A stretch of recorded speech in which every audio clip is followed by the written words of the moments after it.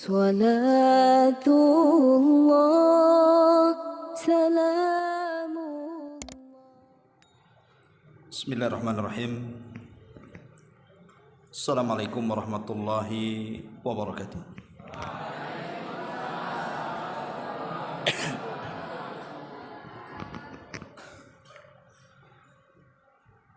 Bihamdillahi wassalatu wassalamu ala rasulillah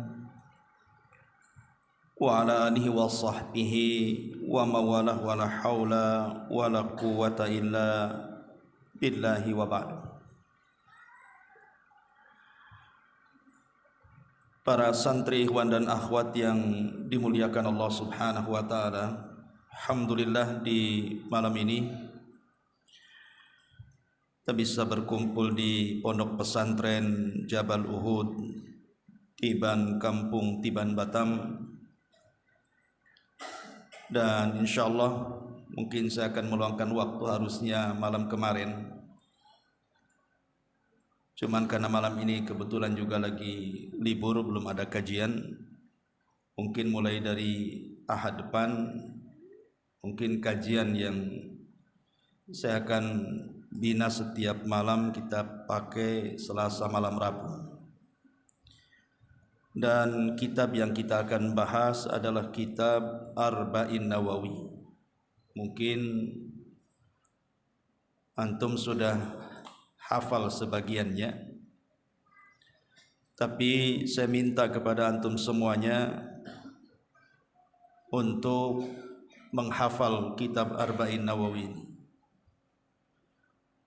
karena tidak banyak hadis-hadisnya, hanya kumpulan 40 hadis saja. Ma'asyiral muslimin yang dimuliakan Allah Subhanahu wa taala, sebelum kita masuk pada kitabnya,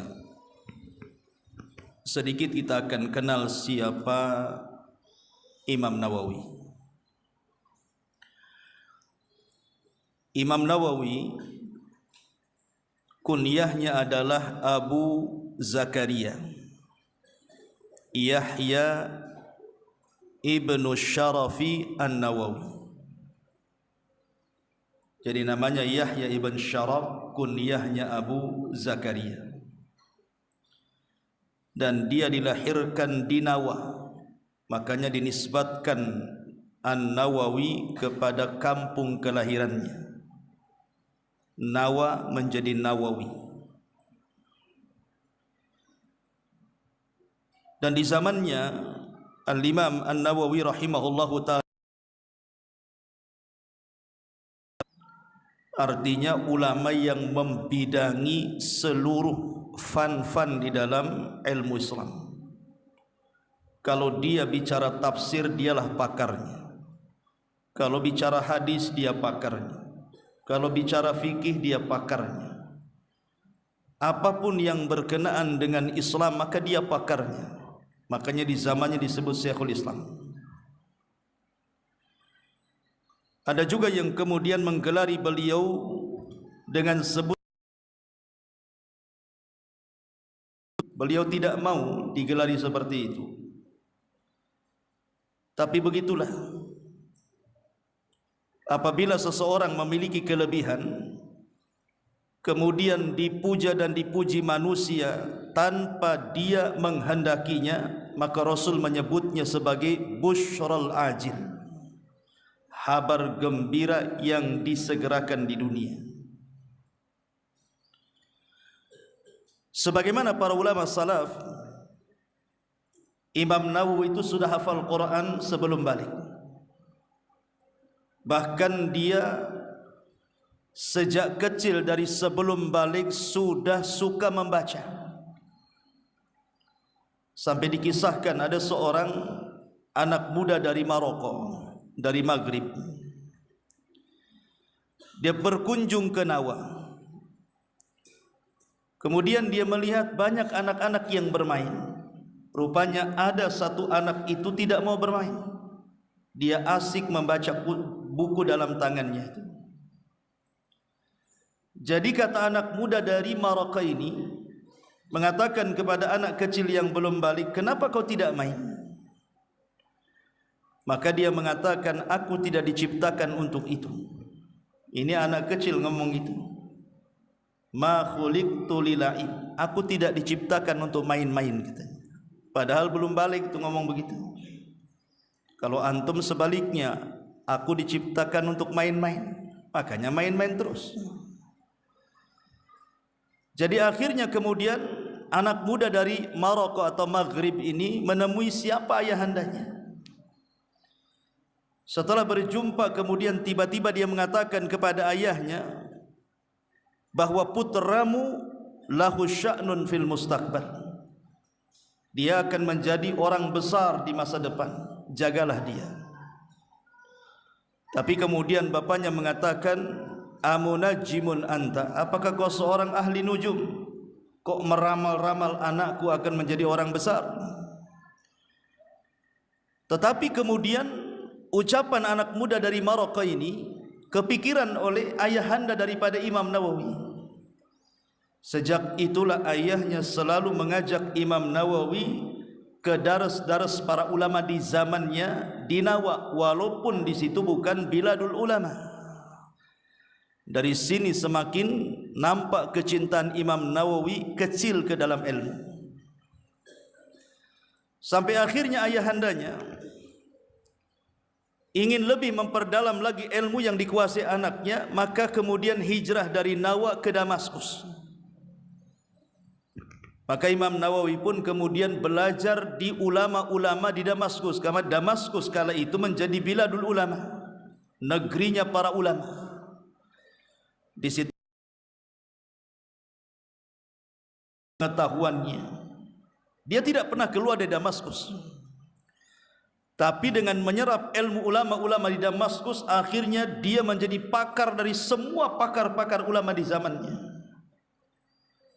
Padahal dia sendiri mengikuti jejak ayahnya. Ayahnya ini kan seorang pedagang, punya toko. Bahkan Imam Nawawi pun dibuatkan toko.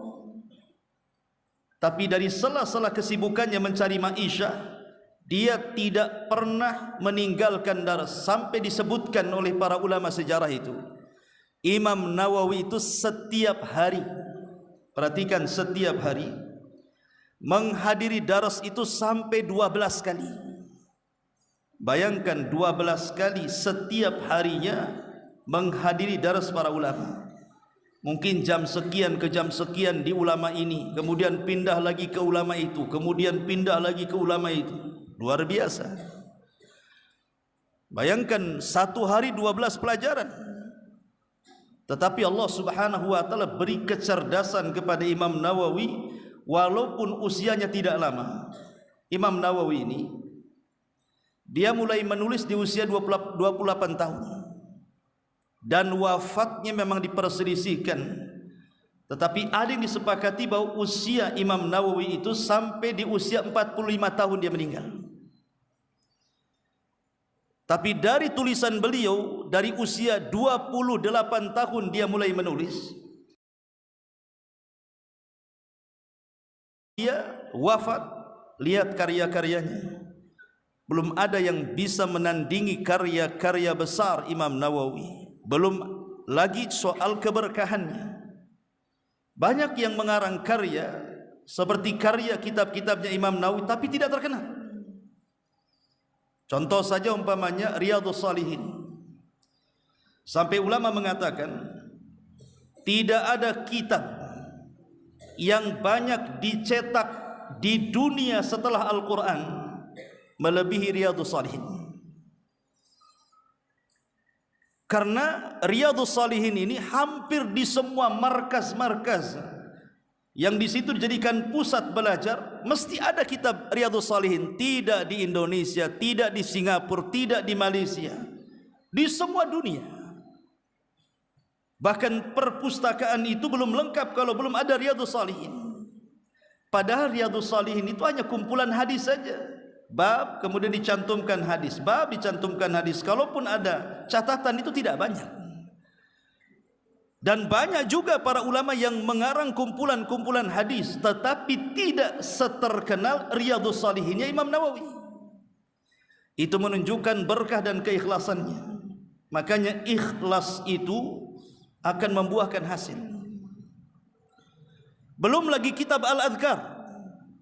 Banyak para ulama itu yang mengarang kitab Al-Adhkar, kumpulan-kumpulan zikir, tetapi tidak booming. Seperti kitabnya Imam Nawawi ini, dibaca jutaan manusia.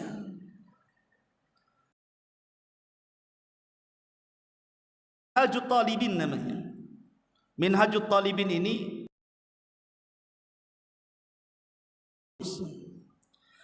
tapi 300 tahun setelahnya ada salah satu ulama Syafi'i yang kemudian mensyarah kitab Minhajut Talibin menjadi Syarhul Minhaj, akhirnya jadi terkenal.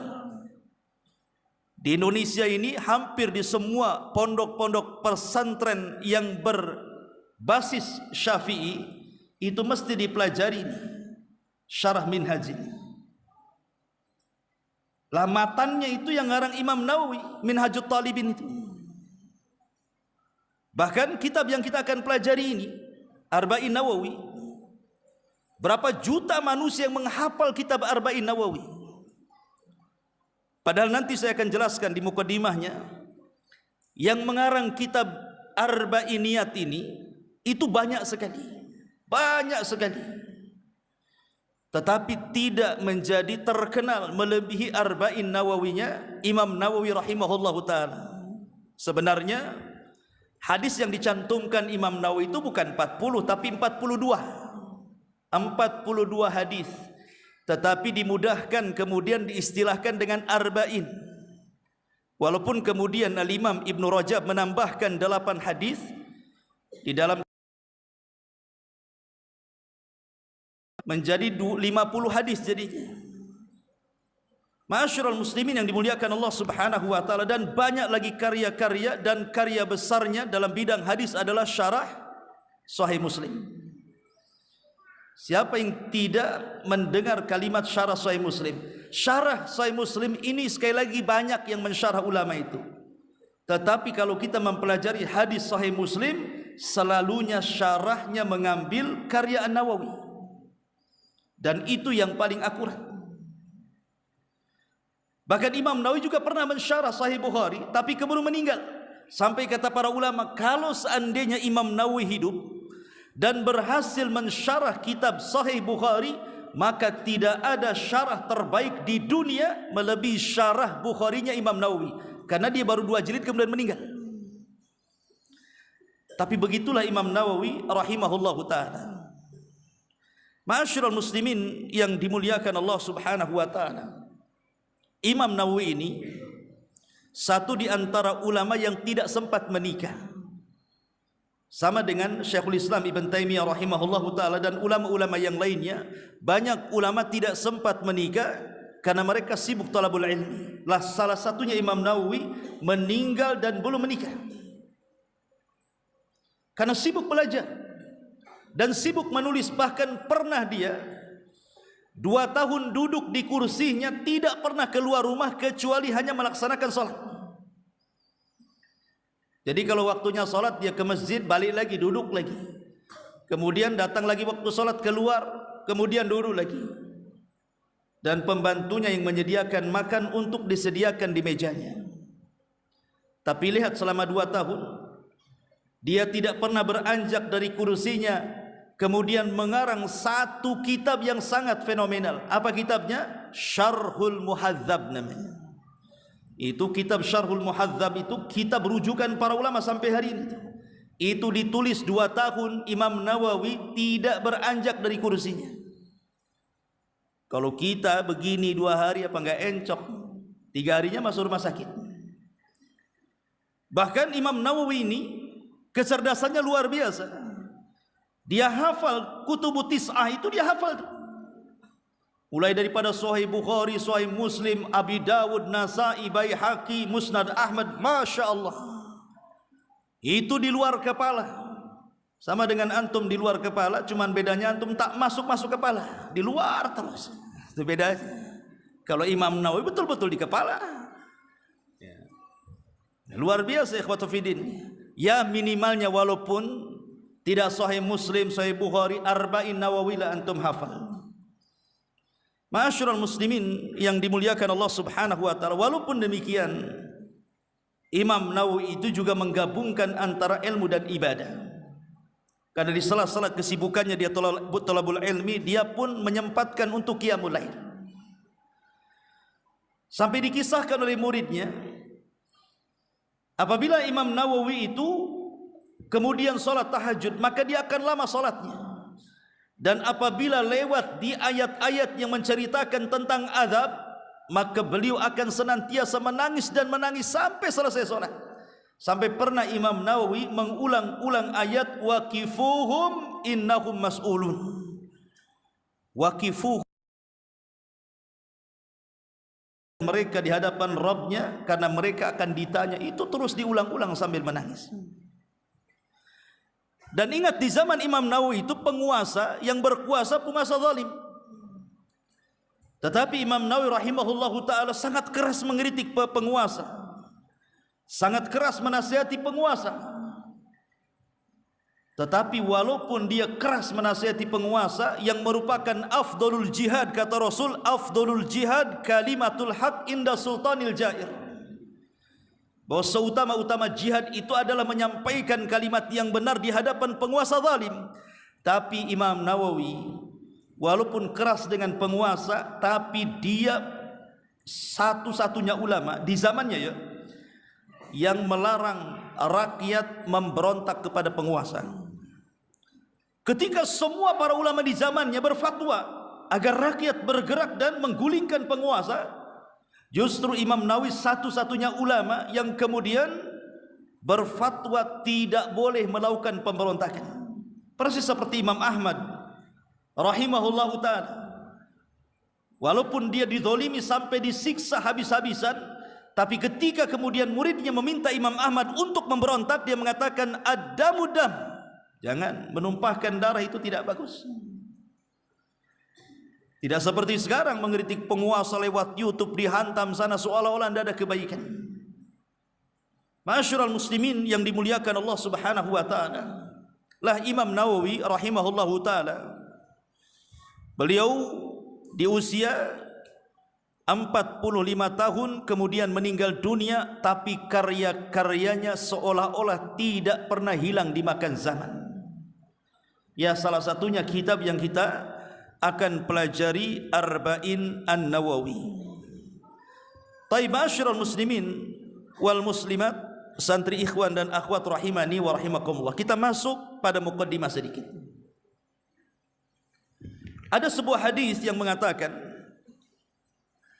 man hafidha arba'ina hadisan anin nabi sallallahu alaihi wasallam kutiba ma'al fuqaha. Barang siapa yang menghafal 40 hadis dari Nabi sallallahu alaihi wasallam, maka dia tercatat digolongkan sebagai ahli fikih. Tapi sayang hadis ini lemah. Walaupun banyak jalannya, tidak terangkat menjadi hasan di ghairi. Ada juga lafaz yang lain, man hafidha arba'ina hadisan anin Nabi sallallahu alaihi wasallam fasayadmanu dukhulal jannati wa yub'atsu ma'al ulama. Barang siapa yang menghafal 40 hadis dari Nabi, maka dijamin masuk surga dan akan dibangkitkan bersama para ulama. Hadis ini juga tidak sahih. Jadi semua hadis yang menjelaskan tentang fadilah menghafal 40 hadis akan digolongkan bersama para ulama, akan dimasukkan ke dalam surga, akan digolongkan bersama fuqaha, semuanya tidak ada yang sahih, bahkan tidak terangkat pun menjadi hasan li ghairi.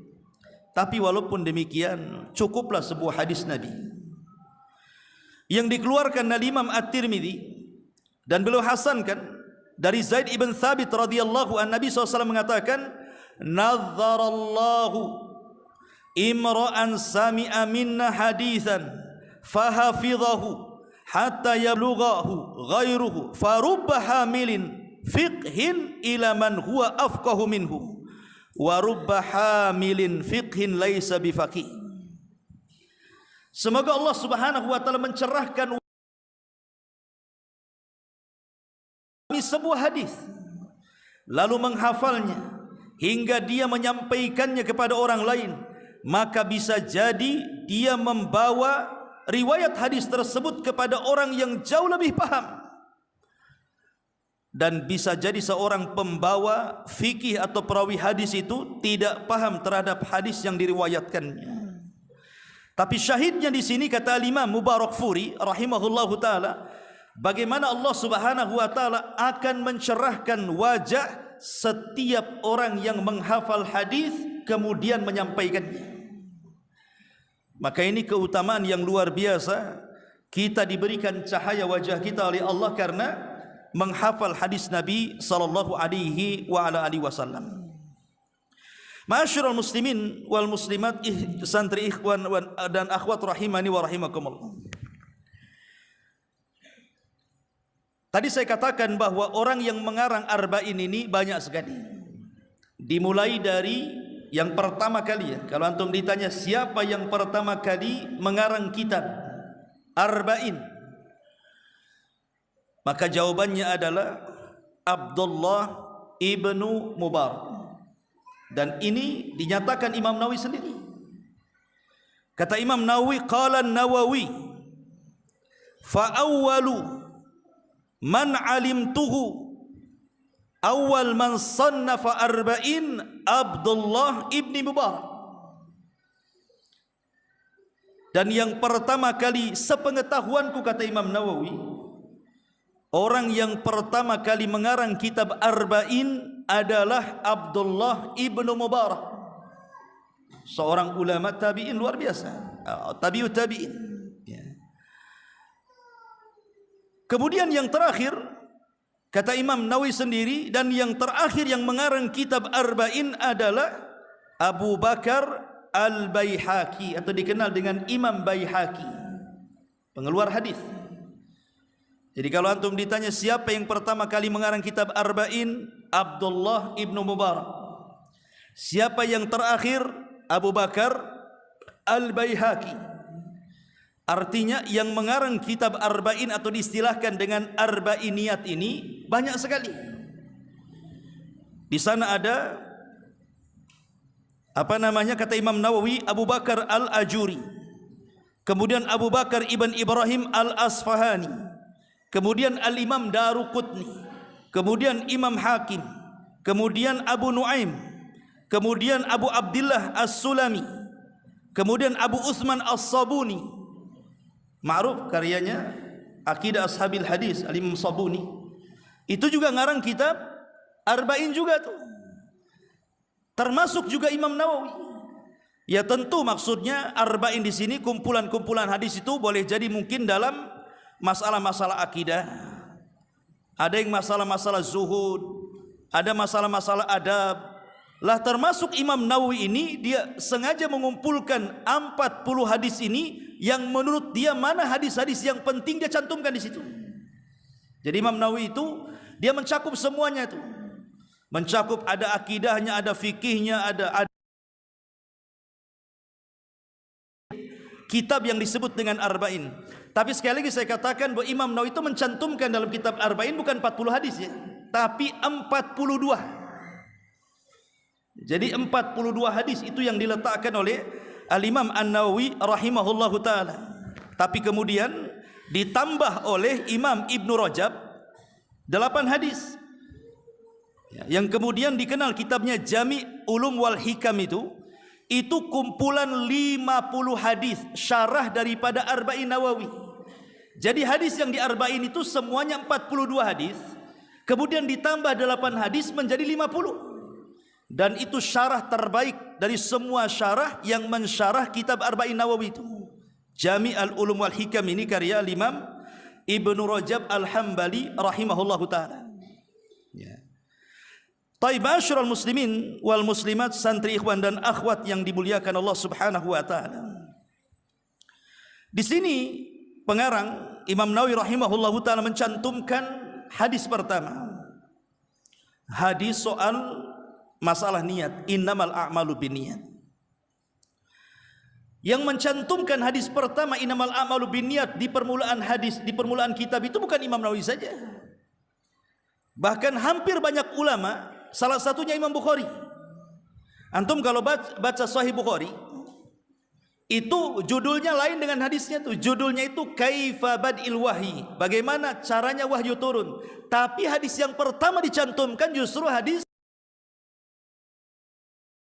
sama dengan kitab Arba'in Nawawi dan kitab-kitab yang lainnya. Ada yang mengatakan, kenapa para ulama selalu mencantumkan di permulaan hadisnya ini hadis innamal a'malu binniyat? Karena mereka mengharap dari Allah tulisan yang mereka tulis itu betul-betul karena Allah. Karena hadis innamal a'malu binniyat ini bicara supaya karya mereka itu lillah.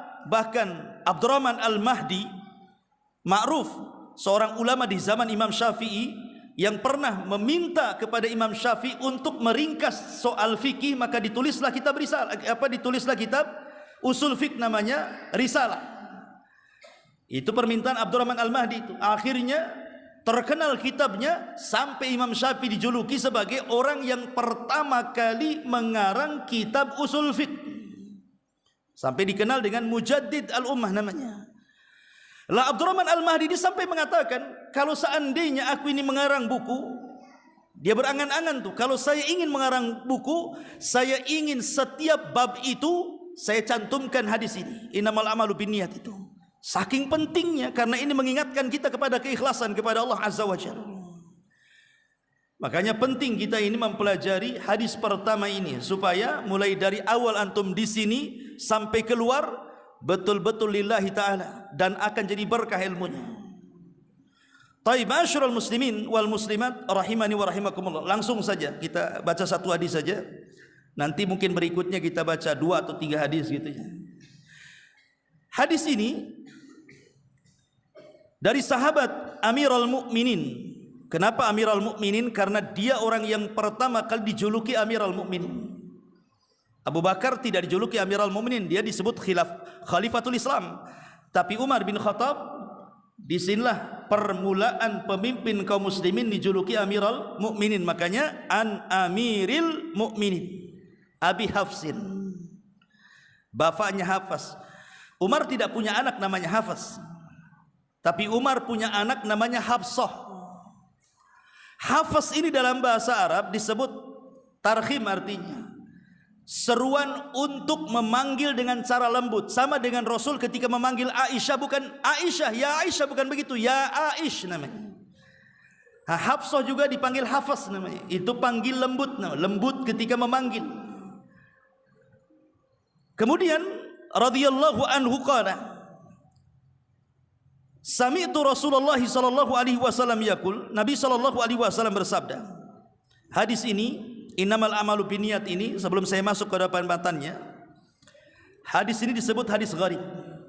Nanti antum kalau belajar mustalahul hadis, taulah makna hadis gharib, hadis aziz. Jadi yang meriwayatkan hadis ini sebenarnya adalah satu orang saja, Umar bin Khattab radhiyallahu anhu. Kemudian yang mengambil hadis dari Umar pun satu orang, namanya Alqamah ibn Abi Waqqas Al-Laythi. Kemudian dari Alqamah juga yang mengambil hadis ini cuma satu orang, namanya Muhammad ibn Ibrahim At-Taimi. Lah dari Ibrahim At-Taimi, Muhammad ibn Ibrahim At-Taimi juga yang mengambil dari dia satu orang juga, namanya Sa'id atau Yahya ibn Sa'id Al-Ansari. Baru dari Yahya ibn Sa'id Al-Ansari ini ratusan orang mengambil hadis ini. Ada yang mengatakan sampai 700 orang mengambil hadis dari Yahya ibn Sa'id Al-Ansari. Kemudian setelah itu ribuan orang mengambil hadis dari orang-orang setelahnya, sampailah hadis ini kepada kita. Itu disebut hadis gharib namanya. Tetapi walaupun demikian hadis ini sahih. Talaqathul ummatu bil qabul, di mana seluruh umat itu menerima hadis ini. Dan itulah indahnya Imam Nawawi rahimahullahu taala, ketika beliau mengarang kitab, beliau mengingatkan dirinya sendiri dan para pembacanya dan yang mempelajarinya dengan keikhlasan. Subhanallah, ajaibnya karya-karya Imam Nawawi itu tidak diperselisihkan para ulama. Contoh Riyadhus Shalihin, Tidak ada orang yang mengkritik Riyadhus Shalihin, semua menerimanya. Nah, itulah bagaimana berkah dan ikhlasnya karya Imam Nawawi, termasuk Arba'in Nawawi. Semua umat menerimanya, bahkan jutaan manusia menghafal kitab ini. Jadi saya harap antum menghafal kitab Arba'in Nawawi ini. Nabi SAW mengatakan, innamal a'malu binniyat wa innamal likulli imri'in ma nawa. Amal itu, kata Rasul, ditentukan dengan niat-niat, dan seseorang mendapatkan pahala juga ditentukan karena niatnya. Kemudian Rasul mengatakan, faman kanat hijratuhu ilallahi wa rasulihi fahijratuhu ilallahi wa rasulihi. Barang siapa yang hijrahnya karena Allah dan Rasulnya, maka dia akan mendapatkan dalam hijrahnya Allah dan Rasulnya. Kemudian kata Rasul, wa man kanat hijratuhu lid-dunya yusibuha aw imra'atin yatazawwajuha wa fi riwayatin yankihuha fahijratuhu ila ma hajara ilaihi. Tapi kalau hijrahnya mencari dunia atau wanita yang hendak dinikahinya, maka dia akan mendapatkan itu saja. Lihat, Rasul tidak mengulang kalimat fahijratuhu ila dunya atau ila imra'ah yatazawwajuha, tidak, tapi mengganti dengan dhamir. Karena hinanya hijrah yang dilakukan bukan karena Allah dan Rasulnya itu. Taib, kita akan cerita tentang, dimulai dari asbab urutnya dulu. Kenapa Nabi SAW sampai bersabda seperti ini? Sebagian para ulama mengatakan, kenapa Rasul sampai mengatakan innamal a'malu binniyat sampai akhir hadis ini? Di zaman itu ada seorang sahabat yang suka dengan seorang wanita namanya Ummu Qais. Walaupun Al-Hafidz Ibnu Hajar rahimahullahu taala mengatakan sebenarnya bukan asbab wurud sebenarnya. Riwayatnya sahih. Ya, tapi bukan asbab wurud, tetapi ulama mutaakhirin menyambung-nyambungkan bahwa riwayat ini dijadikan asbab wurud daripada hadis innamal a'malu binniyat. Jadi ketika para sahabat banyak hijrah, rupanya Ummu Qais ini ikut hijrah. Maka anak muda ini mencari-cari hendak meminang Ummu Qais, rupanya sudah hijrah bersama para sahabat. Akhirnya kemudian dia pun niat ingin hijrah juga seperti hijrahnya para sahabat Rasul, tapi niatnya beda. Gimana? Ke kantor? Ada apa? Fadhal. Ya. Jangan apa-apa. Taib. Kemudian sahabat Nabi SAW ketika hijrah, mereka betul-betul ikhlas karena Allah dan Rasulnya. Lah anak muda ini, dia hijrah bukan karena Allah dan Rasulnya, tapi mengejar seorang wanita namanya Ummu Qais. Subhanallah. Ketika para sahabat Nabi SAW mendapatkan pahala besar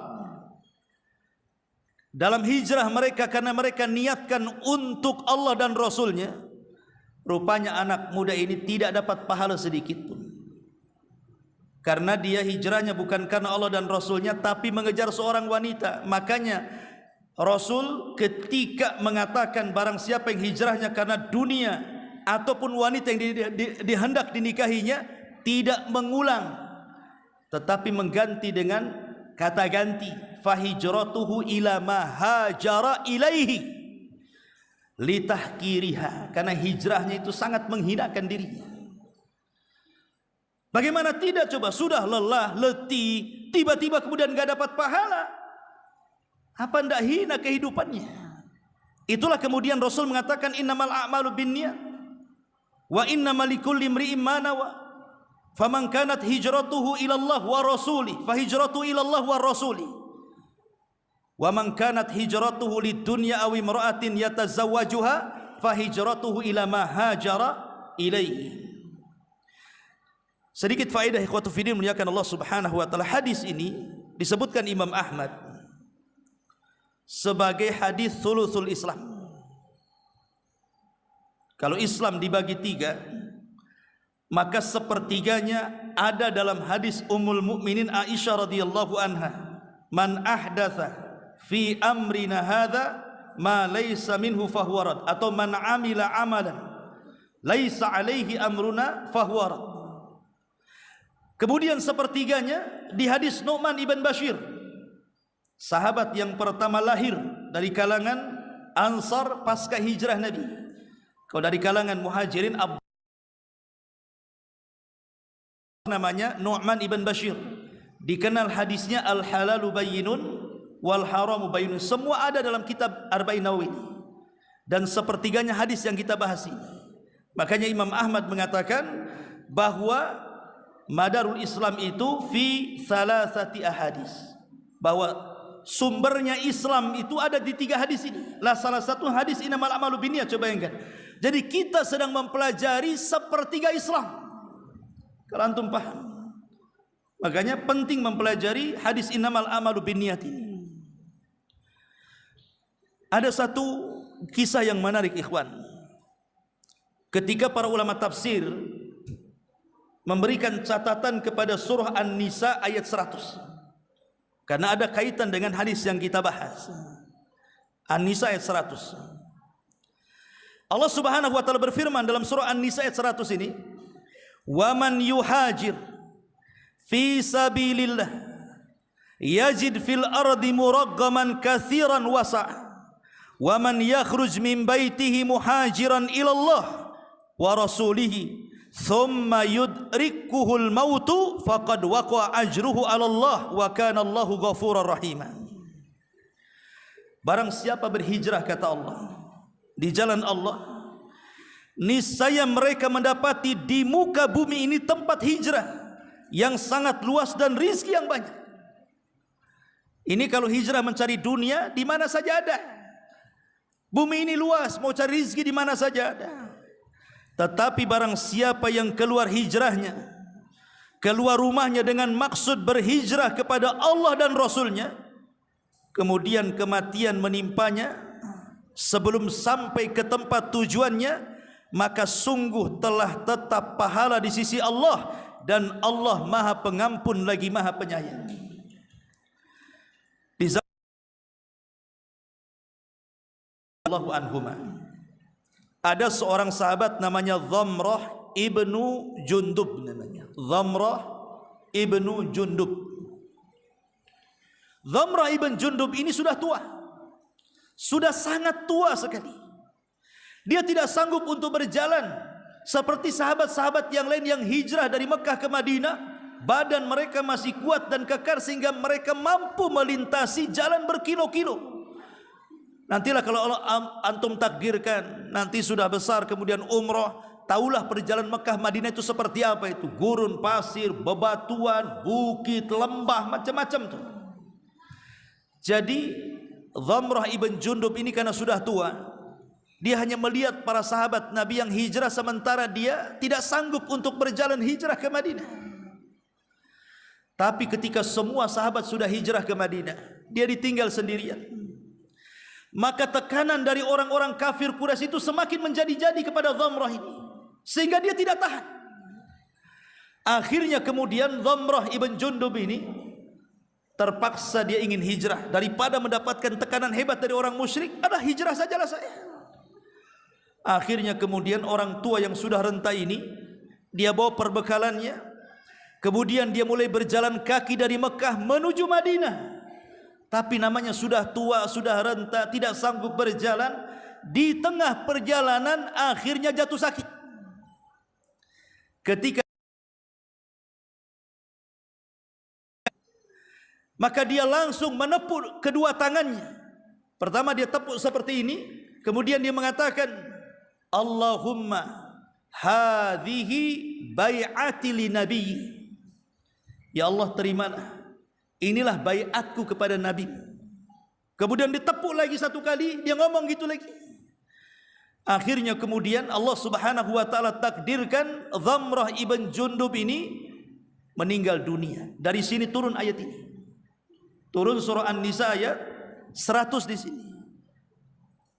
Di mana Allah mengatakan, "Wa man yakhruj min baitihi muhajiran ila Allah wa rasulihi thumma yudrikhul mautu faqad waqa'a ajruhu 'ala Allah wa kana Allahu ghafurar rahima. Barang siapa yang keluar dari rumahnya betul-betul hijrahnya karena Allah dan Rasulnya, kemudian di tengah jalan kematian menjemput dia, maka tetap pahala hijrahnya sudah sampai kepada Allah Subhanahu wa taala.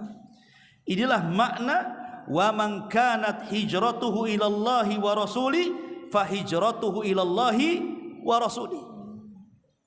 Atau hadis yang ma'ruf tentang kisah Bani Israel, dan dicantumkan juga kisah ini dalam kitab Riyadhus Shalihin, tentang orang yang membunuh berapa?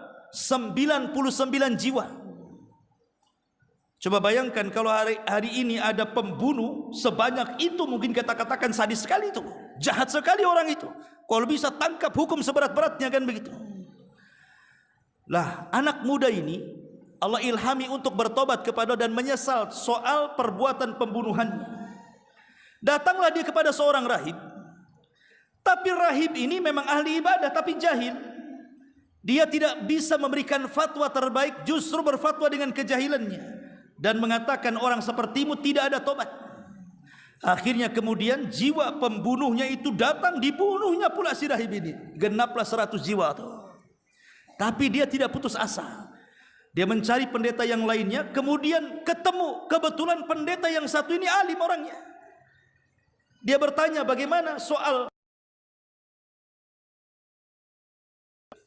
kalau engkau ingin diterimanya, di sana ada kampung, semua orang soleh semua di situ. Kau bisa belajar di kampung kumpulan orang-orang soleh itu. Akhirnya dikasih tahu alamatnya, mulailah dia hijrah dari kampungnya menuju perkampungan orang soleh itu. Tapi Allah takdirkan di tengah jalan dia meninggal, kehabisan bekal, kelaparan. Dunia ruhnya ini diperebutkan para malaikat. Kata malaikat rahmat, ini ruh punya saya, dia layak masuk surga karena dia sudah melangkahkan kaki ke tempat tobat. Kata malaikat azab, tidak bisa, dia sudah membunuh 100 jiwa, neraka tempatnya. Akhirnya Allah mengutus malaikat hakim, pemutus. Kata malaikat hakim ini, sudah gini saja, jangan ribut soal ruh orang itu. Kisu bainal ardaini. Sekarang ukur saja di antara dua negeri itu. Apakah dia lebih dekat ke tempat yang dituju ataukah lebih dekat kepada rumah sang rahib yang ditanya? Sebenarnya dia itu belum jauh dari rumah sang rahib itu, tapi Allah itu rahim, rahmatnya lebih luas daripada murkanya. Allah lipat bumi, Allah dekatkan dia ke kampung yang dituju.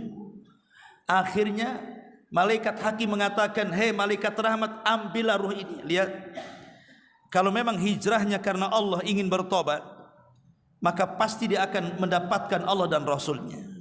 Makanya di sini, barang siapa yang hijrahnya karena Allah dan Rasulnya, maka dia akan mendapatkan Allah dan Rasulnya. Maksudnya akan mendapatkan Allah dan Rasulnya itu qasdan wa syar'an. Qasdan itu maksudnya sudah diterima, dan syar'an itu maksudnya sesuai dengan syariat arahan Nabi. Jadi hijrahnya sesuai dengan syariat, kemudian niatnya diterima Allah.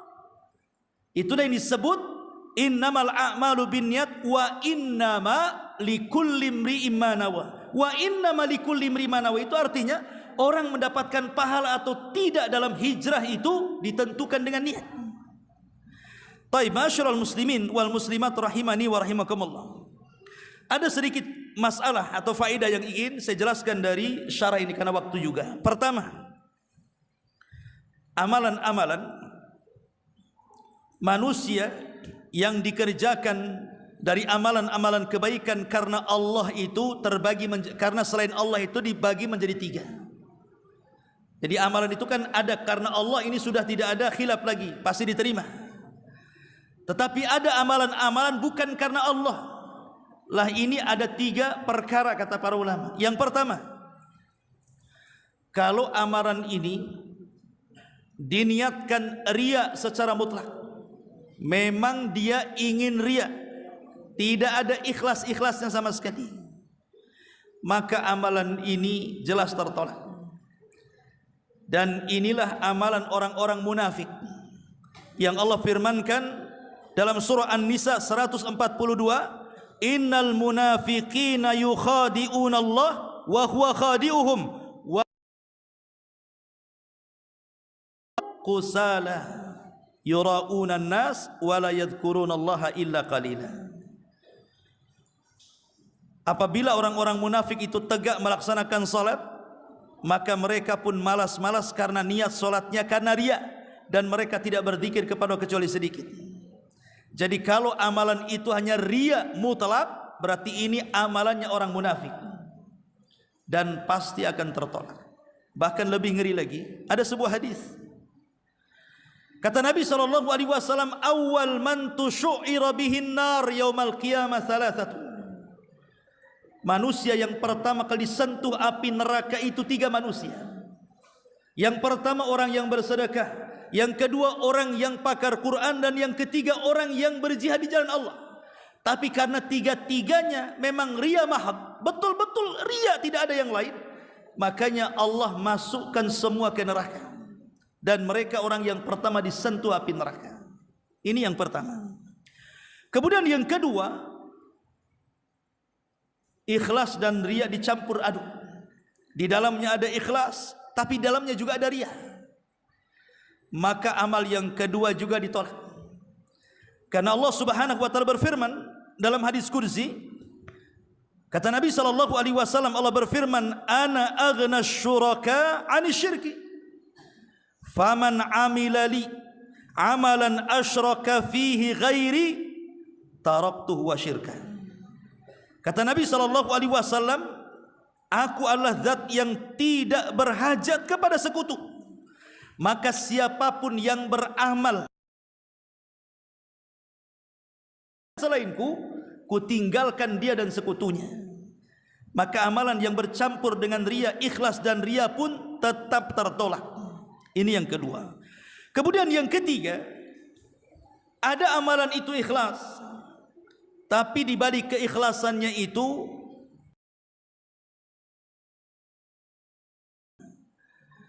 tetapi dia tidak riya, tidak sum'ah, tidak. Jadi dia ikhlaskan Allah, dia haji ikhlas, dia jihad ikhlas. Tetapi ketika dia berangkat haji, oh boleh jadilah nanti setelah haji saya ingin belanja emas, saya jual lagi di Indonesia. Atau mungkin setelah berperang, kalau memang harta ghanimah saya pun pengen mengambilnya. Itu kan ada keikhlasan, tapi di balik itu juga ada keinginan dunia. Maka kata para ulama, yang seperti ini tidak gugur amalannya, tetapi dikurangi. Ya, pamannya haji, saya haji ikhlas karena Allah, tapi pulangnya beli emas untuk dijual di Indonesia. Hajinya sah, dapat pahala, tapi tidak sesempurna pahala orang yang betul-betul lillahi ta'ala hajinya. Ma'asyiral muslimin wal muslimat rahimani wa rahimakumullah. Sekarang pertanyaannya, bagaimana kalau seandainya seseorang itu haji kemudian pulang haji, tiba-tiba kemudian dipanggil Pak Haji, Bu Hajah, padahal dia tidak niat ingin dipanggil itu. Apakah kemudian mengurangi keikhlasannya, maknanya mengurangi pahalanya? Maka para ulama tidak, berdasarkan hadis Muslim dari Abi Dzar Al-Ghifari radhiyallahu an, qila li Rasulillah sallallahu alaihi wasallam, dikatakan kepada Nabi sallallahu alaihi wasallam, ara'aita ar-rajula ya'malu al-amala minal khairi wa yahmaduhu an-nasu sallallahu alaihi wasallam, tilka ajilun busyral mu'min. Jadi Rasul ditanya, Rasul bagaimana kalau ada seseorang beramal, amal ini amal baik, tetapi tiba-tiba manusia memuji dia. Nah, seperti contohnya tadi, ada orang yang haji, dia nggak mau dipanggil Pak Haji, tapi tiba-tiba kemudian ketika orang tahu dia sudah haji, dia malas juga, manggil pula dia Pak Haji. Maka Rasul mengatakan orang seperti ini mendapatkan kabar gembira yang disegerakan di dunia sebelum akhirat. Artinya tidak mengurangi keikhlasannya, asal tidak ada niat untuk itu. Kecuali memang niatnya untuk itu. Kalau dipanggil, nggak dipanggil Pak Haji, tak mau nengok pula dia. Pas dipanggil Pak Haji baru nengok, kan gitu. Lah ini yang riya seperti ini yang banyak di negeri kita ini. Ma'asyiral muslimin wal muslimat, santri ikhwan dan akhwat rahimani wa rahimakumullah. Kemudian masalah yang kedua. Hadis ini mengajarkan kepada kita keikhlasan. Apa itu ikhlas? Ikhlas itu kata para ulama, an taktumal hasanat kama taktumas sayyi'at. Jadi ikhlas itu engkau menyembunyikan kebaikan sebagaimana engkau menyembunyikan keburukan. Jadi kalau orang itu melakukan keburukan, maksiat kepada Allah, kan banyak orang yang malu kalau seandainya maksiatnya diketahui. Makanya ketika Rasul ditanya soal apa itu dosa, Rasul mengatakan mahaka fi sadrik wa karihta an yattali alaihin nas. Dosa itu yang kau sembunyikan dalam dadamu. Kalau manusia tahu kau benci. Karena orang berbuat dosa kalau bisa jangan diketahui orang. Lah ikhlas juga sama. Sebagaimana engkau sembunyikan maksiatmu manusia tidak tahu, maka ikhlas juga sembunyikanlah kebaikanmu supaya yang tahu hanya Allah Subhanahu wa taala saja. Itulah ikhlas. Ya. Dan ikhlas ini luar biasa. Penuh pengorbanan dahulu di zaman para tabi'in.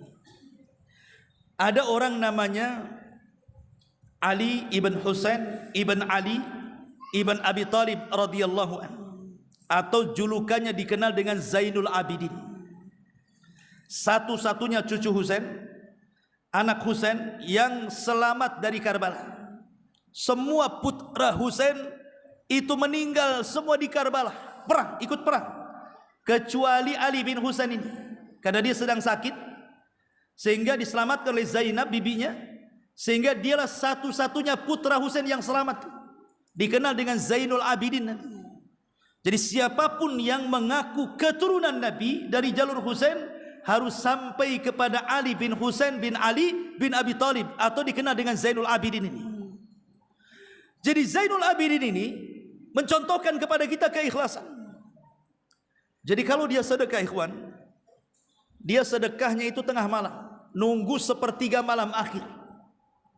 Dia gendong tuh gandum itu, kemudian cari rumah-rumah orang fakir, diletakkan di depan rumahnya. Setiap malam 70 rumah fuqara letakkan, nanti kalau habis dikirim lagi, kalau habis dikirim lagi. Tetapi di sisi lain, orang-orang Madinah menuduh Ali bin Husain Zainul Abidin ini orangnya bakhil, kaya tapi bakhil katanya. Pada setiap malam dia gotong gandum tuh, sedekah.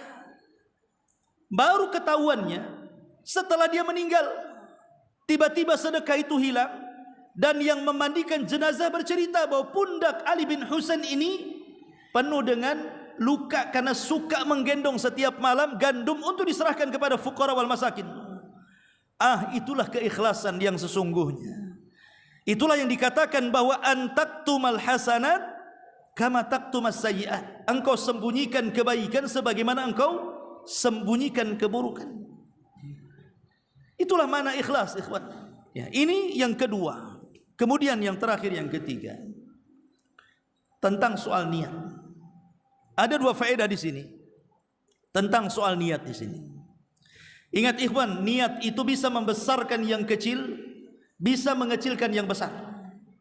Niat itu, saya ulang, bisa mengecilkan yang besar, bisa membesarkan yang kecil. Kata Abdullah ibn Mubarak, bisa mengecilkan, bisa membesarkan. Orang sedekah miliaran, tapi karena niatnya bukan karena Allah, menjadi kecil, bahkan tidak berharga.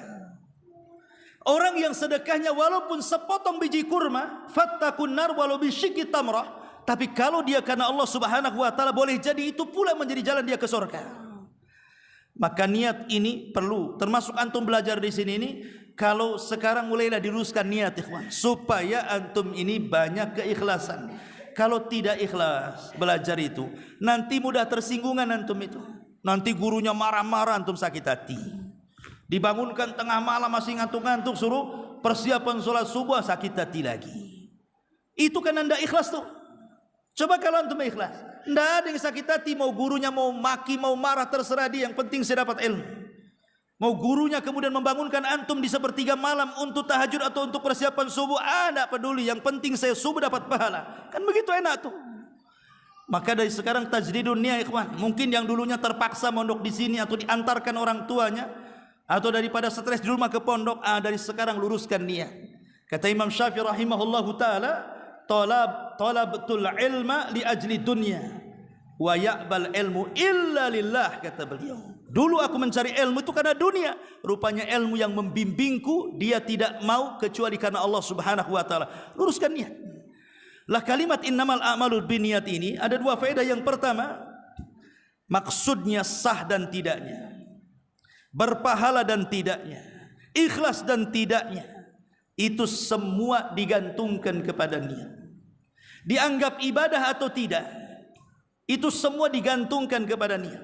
Ini yang pertama. Dan yang kedua, niat ini sebagai tamyizul ibadah wal adat, pembeda mana yang ibadah, maksudnya ibadah satu dengan yang lainnya, atau mana ibadah satu dengan perkara kebiasaan manusia. Contoh mandi, ada mandi bersih, ada mandi junub.